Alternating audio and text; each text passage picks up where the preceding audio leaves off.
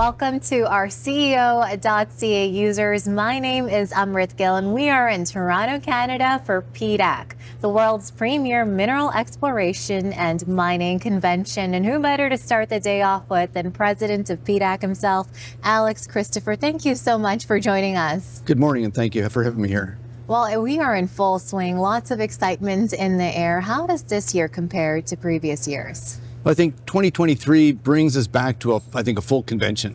So we've been impacted for the last 3 years by the COVID pandemic. So 2020 was just moving into the pandemic. We had companies pull out. 2021, we were fully virtual. And then 2022, we had to shift gears and move to a June convention at a much reduced floor space. So this year we're back to, I think it's 600,000 square feet of floor space, over 1,000 exhibitors, and I expect a lot out of the convention here this week. Yeah, lots of faces in these spaces, and you've been in this industry for 40 years, upwards of 40 years. How has it evolved over your career?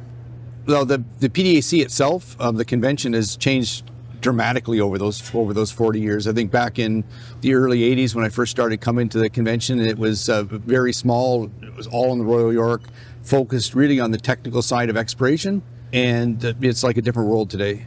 We have a full lineup of programs, Indigenous programs, our sustainability programs, lots of foreign governments and Canadian government representation across all the provinces. And we still have our strong technical programs and, the innovation side of things. So it's changed massively. And, we've gone from a fairly small convention of a few thousand to plus 20,000 folks here on a regular basis. Well, that gets into my next question. How does PDAC impact the broader resource industry? Yeah, so I think the PDAC's role here in Canada, so we're the voice of the Canadian mineral exploration and development industry.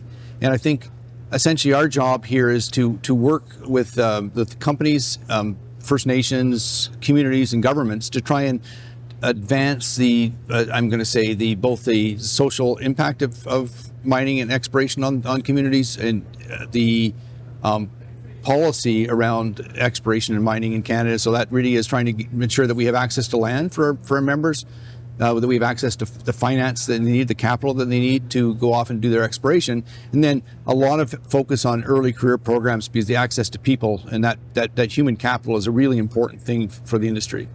Well, we've seen ups and downs in the market for the last little bit. How can companies in this sector navigate these trying times? Well, I'm going to tell you that it's very interesting, because ups and downs, these have been happening for decades and decades. So we see very cyclical commodity markets, and I think that the industry is extremely agile in terms of how it does things. So it flexes very well, and sometimes we'll see different commodities at different times in the cycle. So I think that essentially the entrepreneurship and the flexibility of the industry is really important here to weather through a number of these storms, and I think with that volatility comes resilience. And so it's a very resilient industry, and I think that is one of the big strengths of the industry, both here in Canada and globally. So what are some key themes that you are seeing at this year's convention? Well, I think we have a big program. So I think when we start thinking about it, obviously we've got a lot of focus on our sustainability programs, our Indigenous programs, our capital market programs. Those are our standard programs. But a lot of focus here when we start thinking about critical minerals. So that's a big piece of the puzzle here right now. It's a fair bit of change in terms of the attitude of folks over the last sort of 5 or 6 years with respect to how we think about critical minerals. And then we have a lot of focus here on things like inclusion and diversity. So a lot of focus on that side of the industry as well, moving more towards, I'd say, a modern era.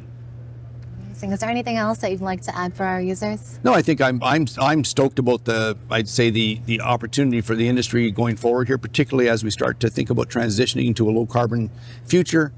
We need, mines and so more metals and minerals here to help transition ourselves to that. We need more mines, not less, and we need to see sort of acceleration in terms of how we permit those to be able to meet all of our goals in terms of that low carbon future. Well, thank you so much for your time today, Alex. I hope you enjoy the rest of the convention. Thank you, and very nice meeting you.